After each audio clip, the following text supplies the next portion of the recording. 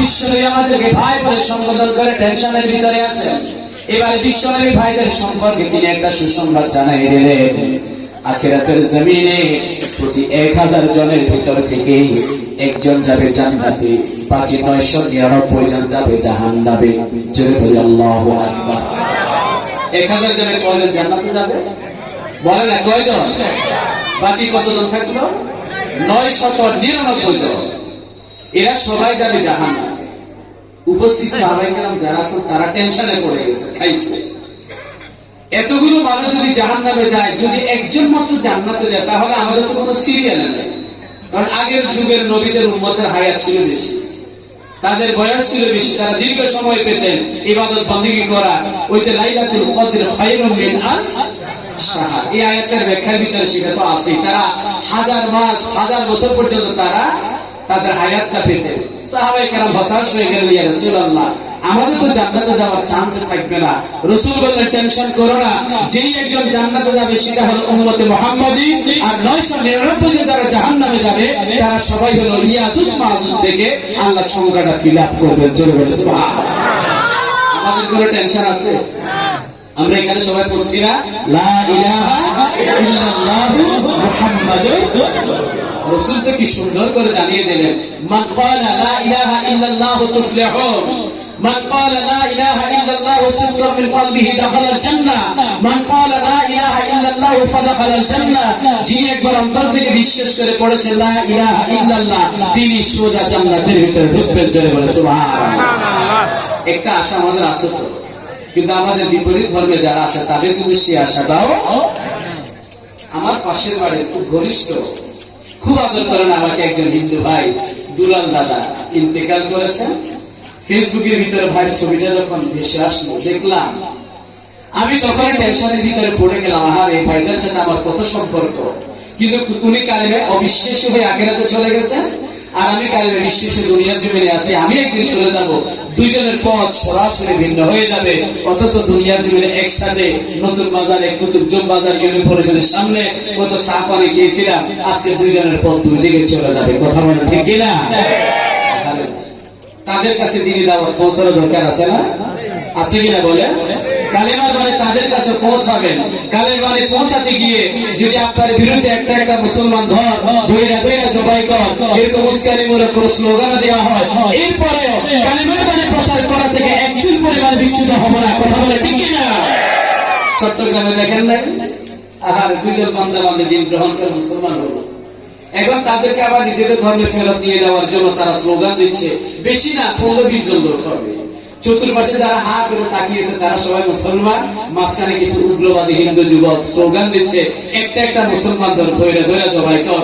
এরা যে উগ্রবাদী স্লোগান দিচ্ছে, এদের বিপরীতে মুসলমানরা যদি ধরে তাদেরকে একটা দুইটা জবাই করে দিত, আজকে মুসলমানরা হয়ে যেত সন্ত্রাসী, তারা হতো মজলুম। কিন্তু আজকে মুসলমান কিচ্ছু করে নাই, তারাও সন্ত্রাসী হয় না, তারা জবাই করেছে বলে আজকে আমরা ধৈর্যের চরম পরাকাষ্ঠা প্রদর্শন করছি।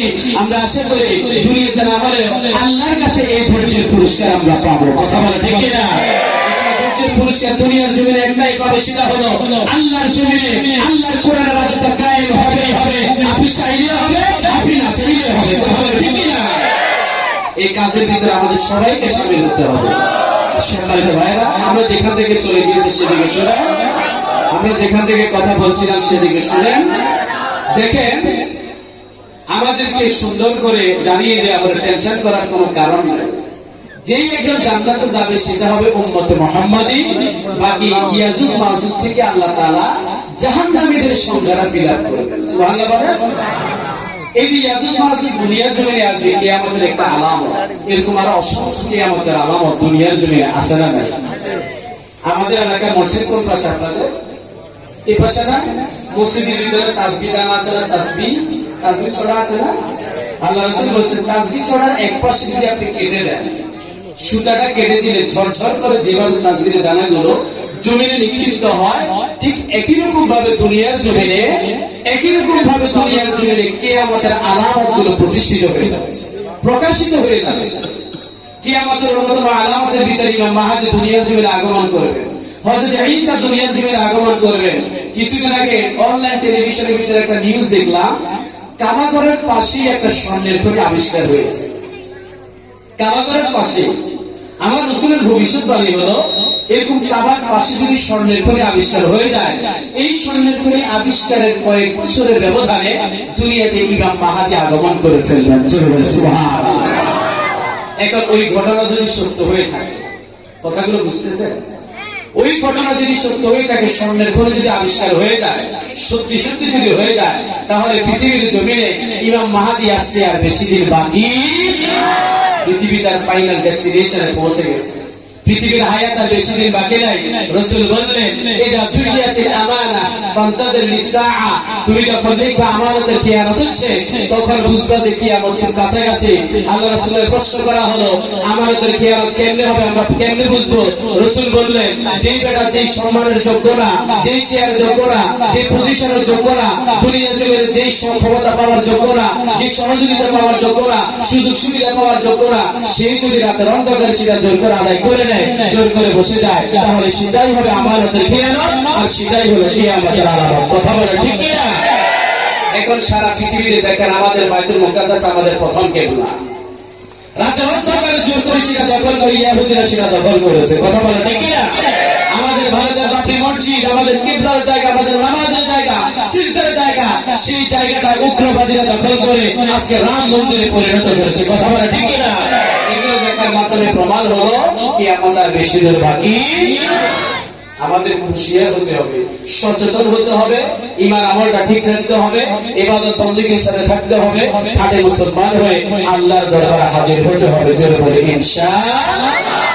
তিনটা প্রশ্ন উত্তর দিতে গিয়ে আমি এতগুলো কথা বলে ফেলেছি। এখন আমাদের প্রশ্ন হলো, তিনটা প্রশ্নের উত্তর দিতে আল্লাহ রাসূলের উপর ওহী নাযিল হওয়ার 15 দিন কেন দেরি হলো? একটা কারণ আছে না নাই? কারণটা হলো, রাসূল পরবর্তীতে আয়াত আল্লাহ তাআলা নাযিল করলেন, আল্লাহ বলেছেন, ওয়ালা তাকুলান্না লিশাইইন ইন্নী ফাইলুন যালিকা গাদান ইল্লা আইয়াশা আল্লাহ। ও নবী, ভবিষ্যতে আপনি যদি কোনো কথাবার্তা বলতে যান, তাহলে অবশ্যই সেটা বলার আগে বলবেন ইনশাআল্লাহ। আগামী সপ্তাহ থেকে নামাজ পড়ব, জোরে বলেন ইনশাআল্লাহ। কালকে ফজর কি দোষ করছে? খেয়াল করেন না, মনে হয় না? এই রমজানে দাড়িটা রেখে দেবো, জোরে বলেন ইনশাআল্লাহ। যুবক ভাই যারা আছেন তারা দাঁড়িয়ে রাখেন না, তারা একটু বলবেন ইনশাআল্লাহ। যারা রাখছেন তারা বলছেন না, যারা দাঁড়িয়ে রাখেন না তারা বলবেন ইনশাআল্লাহ।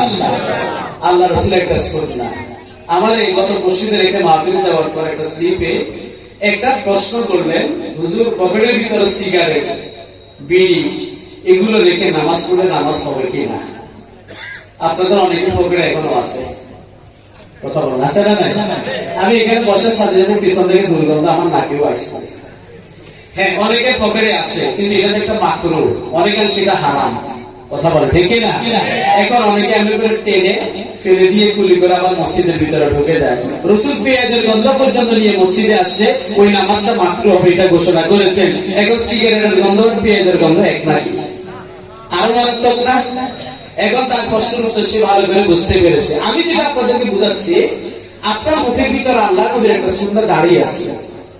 এই দাড়ি, এক একটা দাড়িকে নিয়ে 70 জন ফেরেশতা তার জানের মতো খেলাধুলা করে। সুবহানাল্লাহ বলবেন না?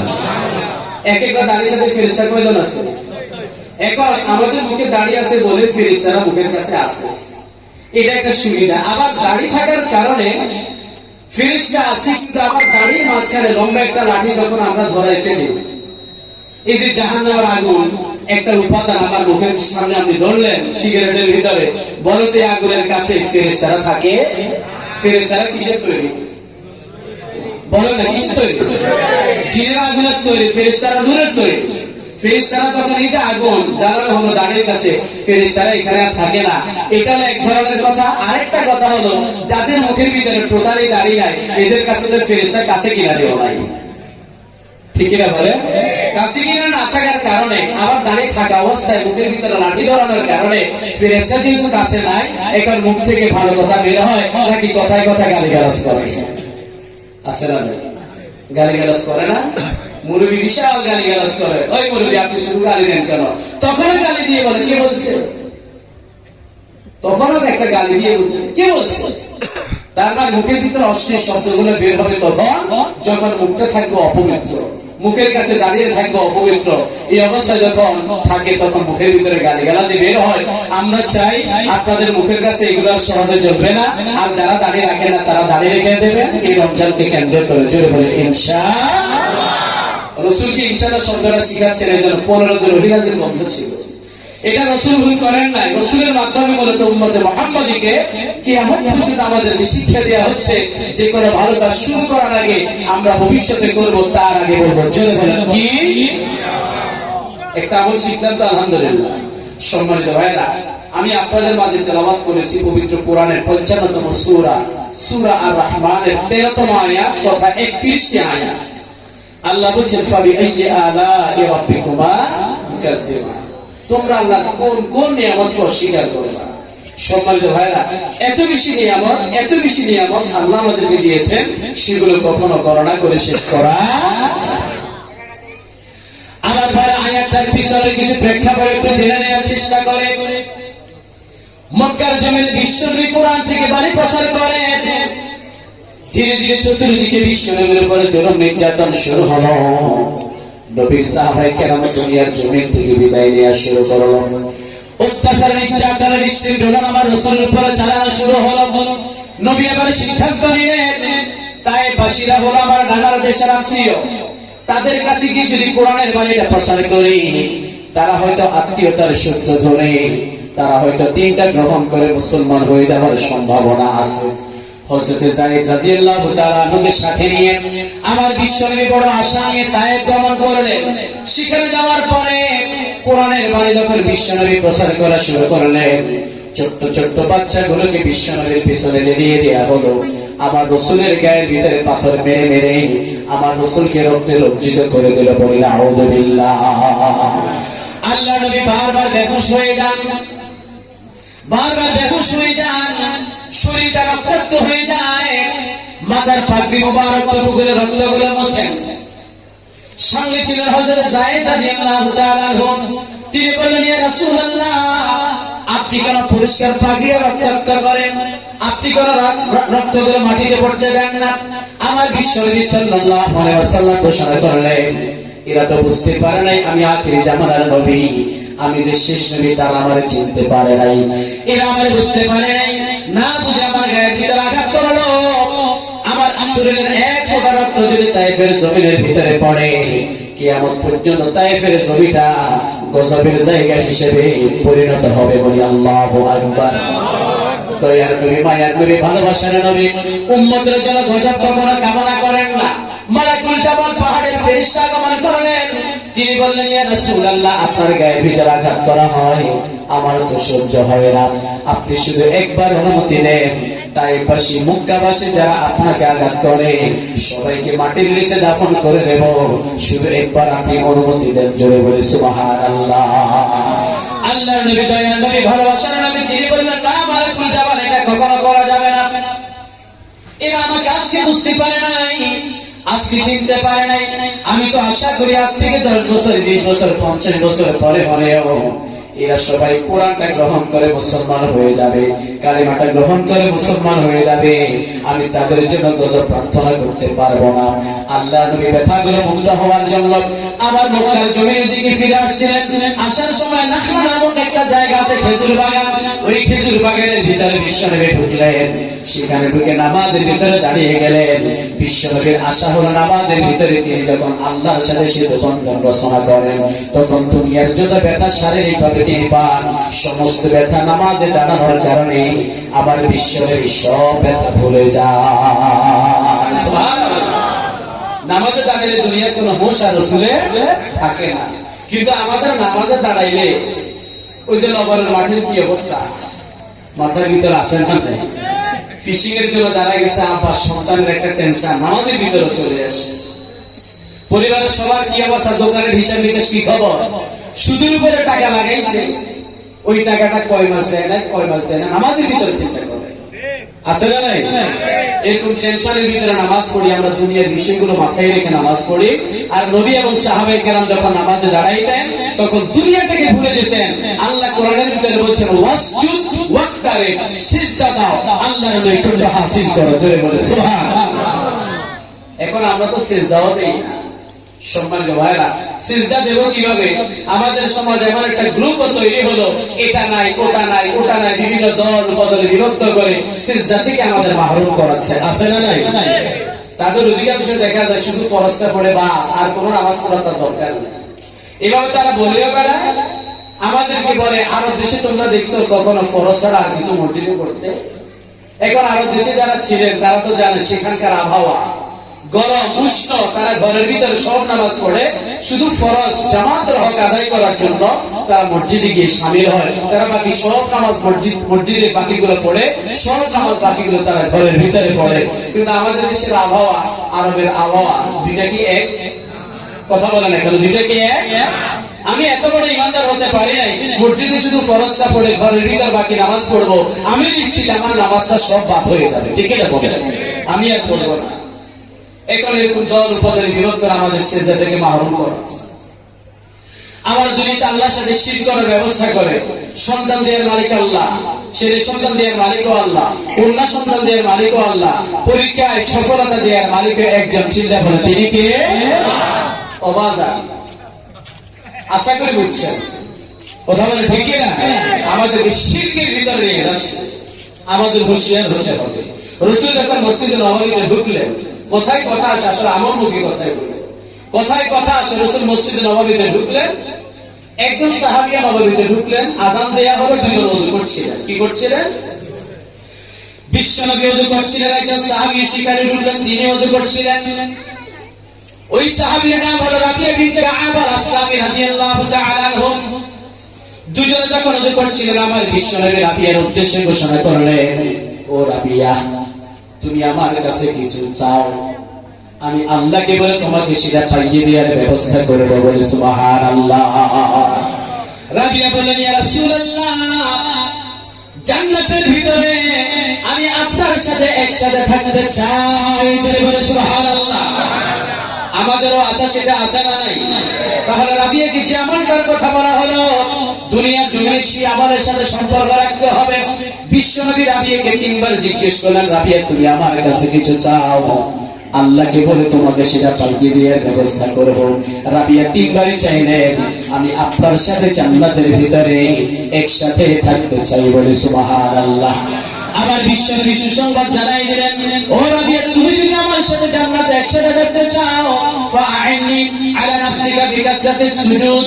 যখনই মুয়াজ্জিন মসজিদ থেকে হাইয়া আলাস সালাহ বলে তোমাকে নামাজের জন্য আহ্বান জানাবে, তুমি তখন পরিপূর্ণরূপে ওযু করে মসজিদের ভিতরে যখন আল্লাহর কুদরতি পায়ের ভিতরে সিজদা দিবা, তাহলে জান্নাতের ভিতরে তুমি আমার সাথে একসাথে বসবাস করবে। বলে সুবহানাল্লাহ। কোন আমল করলে রাসূলের সাথে জান্নাতে যাওয়া যাবে? নামাজ। ফাআইনি আলা নাফসিকা বিকাসরাতিস সুজুদ। তুমি আল্লাহর দরবারে বেশি বেশি সিজদা দাও। সিজদা দিলে যারা দুনিয়ার জমিনে, তারা রাসূলের সাথে একসাথে জান্নাতে রাসূলের সাথী হবে। সুবহানাল্লাহ বলেন। এখন আমাদেরকে সিজদা থেকে মাহরুম করানো হচ্ছে।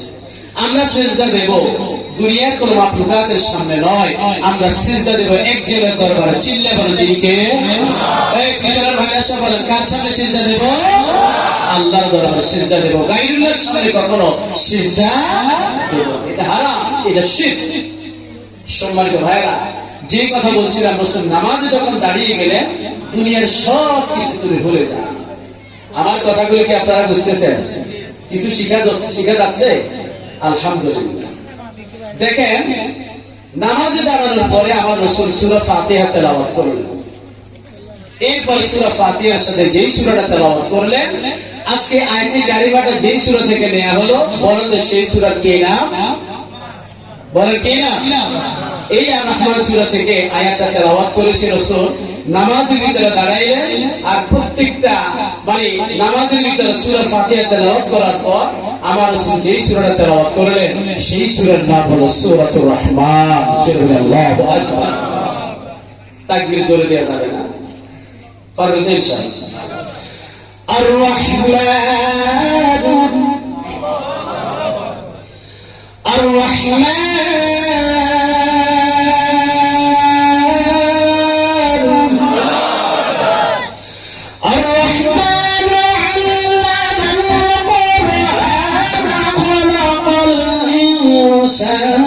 علم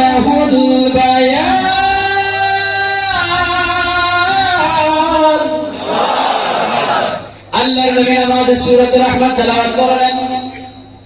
যতবার তিনি ফাবিআইয়ি আলা'i রাব্বিকুমা তুকাজ্জিবান আয়াতটা তেলাওয়াত করলেন, ততবার বিশ্বনবী পিছন থেকে আওয়াজ শুনলেন, লা বিশাইইন মিন নি'আমি রাব্বানা নুকাদ্দিরু ফালাকাল হামদ। আল্লাহ আমরা আপনার নিয়ামতের না শুকরিয়া করি না, আল্লাহ আপনাকে অস্বীকার করি না। দুনিয়ার সমস্ত প্রশংসা একজনের জন্য, চিল্লায় বলেন তিনি হলেন কে? আর একটু জোরে বলেন তিনি কে? আল্লাহ নবী চিন্তা করলেন পিছনে কারা যেন দাঁড়িয়ে আছে। প্রত্যেকটা আয়াতের পরে পরে তার উত্তর করলো। নামাজটা শেষ হওয়ার পরে বিশ্বনবী পিছন থেকে ফিরলেন। যাদেরকে দেখলেন তাদেরকে আমার নবী চেনেন না। জিজ্ঞেস করলেন, আরিফ নাফসাক, তোমরা কারা, তোমাদের পরিচয়টা কি?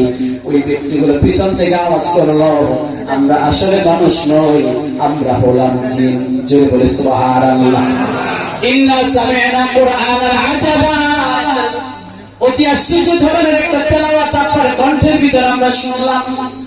আপনার পরিচয়টা আমাদেরকে দেন, আর কোন কিতাব থেকে আপনি তেলাওয়াত করলেন সেই কিতাবের নামটাও বলেন।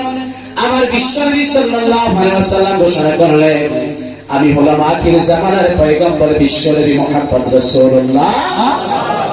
আর আমি যে কিতাব থেকে তেলাওয়াত করলাম সেই কিতাবের নাম হলো কুরআনুল কারীম। এই কোরআনের বাণী প্রচার করার জন্য তায়েফের জমিনে আসলাম।